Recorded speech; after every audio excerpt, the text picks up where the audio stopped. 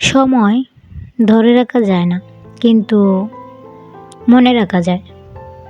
আমাদের জীবনে যে সময়গুলো যায়, সেই সময়গুলো হয়তোবা আমরা ধরে রাখতে পারি না, কিন্তু সেই সময়গুলোতে আমাদের সাথে কে কী করলো না করলো সব কিছুই কিন্তু মনে থেকে যায়।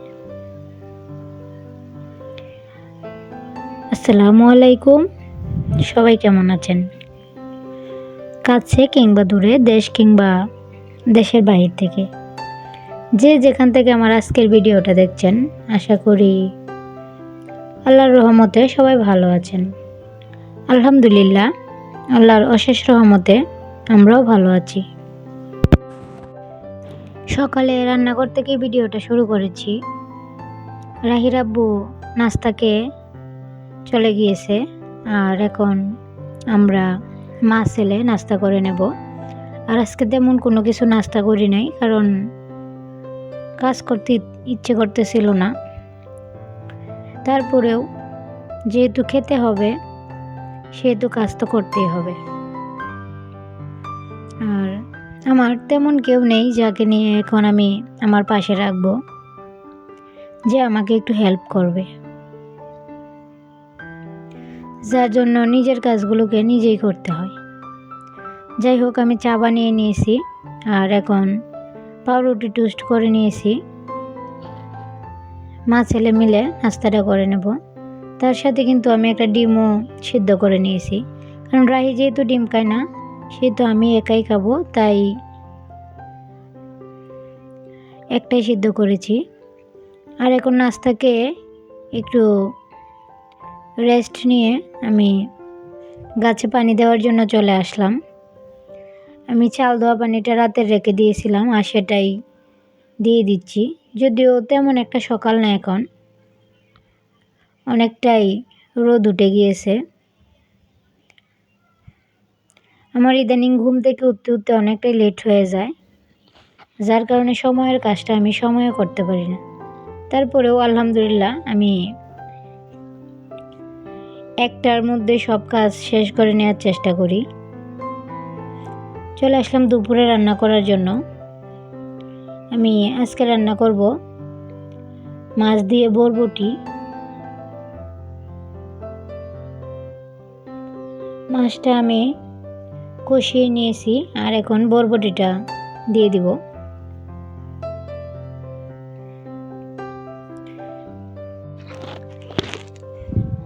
বরবটিগুলো দিয়ে দিয়েছি, আর এখন এগুলো ভালো করে মিশিয়ে আমি কষিয়ে নেব।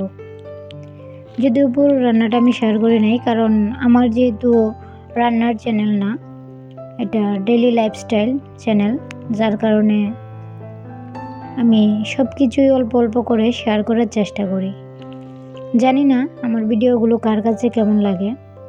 আমার ভিডিওগুলো যদি আপনাদের কাছে ভালো লাগে, আর একটু হলেও যদি আপনাদের মন কেড়ে নিতে পারি, তাহলে প্লিজ একটা লাইক দিয়ে আমার পাশে থাকবেন। আমার কথাগুলো হয়তো বা আজকে অনেকটাই বেশি খারাপ শোনা যাবে, কারণ অসুস্থতার কথা বললে আর কি হবে।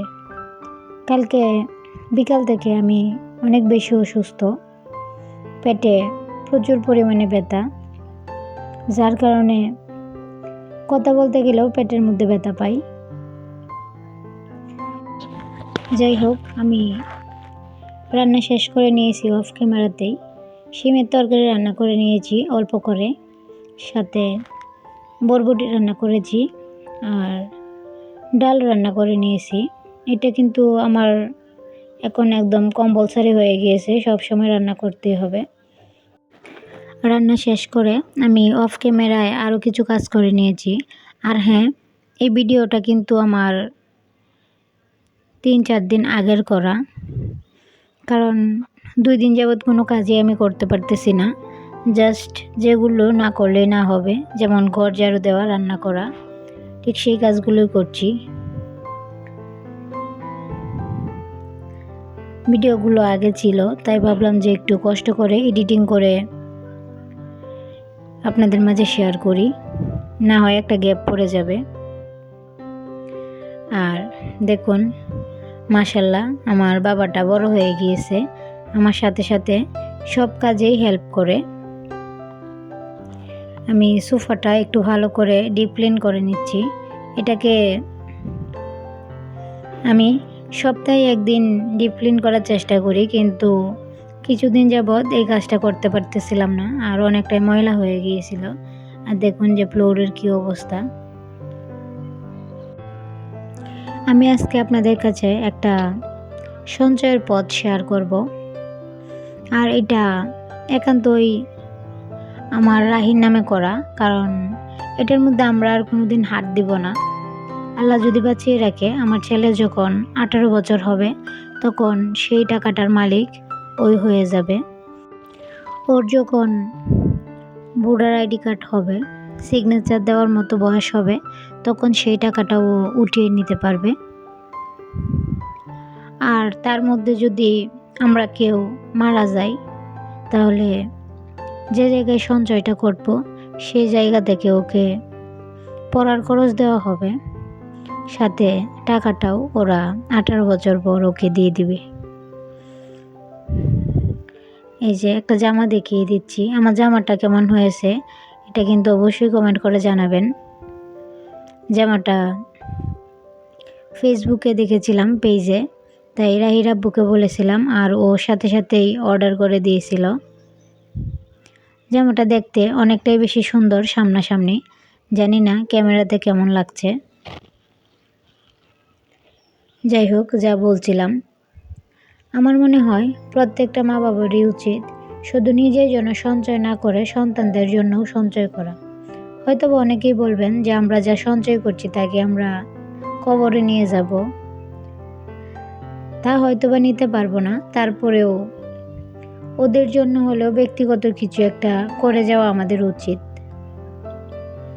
আর সেই কথাটা চিন্তা করেই আমি আর হাজব্যান্ড দুজন একসাথে বসে সিদ্ধান্ত নিয়েছি যে আমরা রাহির জন্য এমন একটা কিছু করব যা ওর ভবিষ্যতে ওরই থাকবে, সেই জিনিসটার অধিকার আর কারো থাকবে না।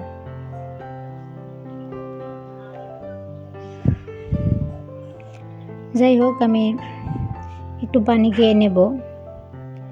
আর ইদানিং পানি পিপাসা পায় অনেক বেশি, একটু পরে পরেই কেন জানি গলাটা অনেক বেশি শুকিয়ে যায়।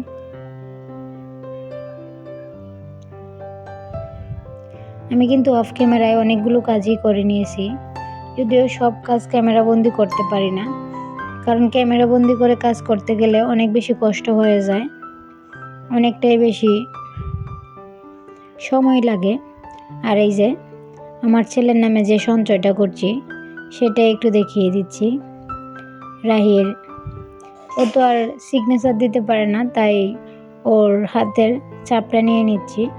মাশাল্লাহ, আমি সবার কাছে দোয়া চাইবো আমি যেন শেষ পর্যন্ত এই কাজটা করতে পারি আর এটার সাথেই থাকতে পারি। আমরা যারা বাহিরে গিয়ে কাজ করতে পারি না কিংবা টেইলারি কাজও পারি না, তাদের জন্য একটা সঞ্চয়ের পথ। আমার আব্বা এসেছিল আর এই টাকাটা রাহিকে দিয়ে গিয়েছে, আর সাথে এই যে 60 টাকা দেখাচ্ছি, এটা রাহির আব্বুর পকেটে ছিল। আর সবসময়ই রাহির আব্বু এই কাজটা করে যে ওর পকেটে যে টাকাগুলো থাকে ভাঙতি, সেই টাকাগুলো আমাকেই দিয়ে দেয়। আর একটা মাসের মধ্যে কম হলেও 3 থেকে 4 বার আসে আমার আব্বা, আর উনিও রাহিকে এভাবে টাকা দিয়ে যায়। আর সব মিলিয়ে দেখা যায় যে মাস শেষে আমার 1000 থেকে 1500 টাকা হয়ে যায়। এটা কিন্তু আমাদের জন্য অনেক একটা সঞ্চয়ের পথ বলতে পারেন। দেখুন, মাস কিন্তু শেষ হয় নাই, তারপরেও অনেকটা টাকাই জমে গিয়েছে। আর এই টাকার হিসাব কিন্তু আমার কাছ থেকে কেউই নেবে না, আমি কিভাবে খরচ করলাম না করলাম। যাদের বাচ্চা আছে তারাও কিন্তু এভাবে আমার মতো ইনকাম করতে পারেন ঘরে বসে। এই যে রাহির আব্বু আসার সময় সুপার হোমগুলো নিয়ে এসেছে নিচ থেকে, আর উনি নিয়ে এসে একদম সব কিছু সেট আপ করে দিয়েছে। কথা বলতে বলতে ভিডিও শেষ পর্যায়ে চলে এসেছি। আমার কথায় কোনো ভুল ত্রুটি হলে প্লিজ ক্ষমার দৃষ্টিতে দেখবেন। আর সবাই ভালো থাকবেন, সুস্থ থাকবেন। আল্লাহ হাফেজ, আসসালামু আলাইকুম।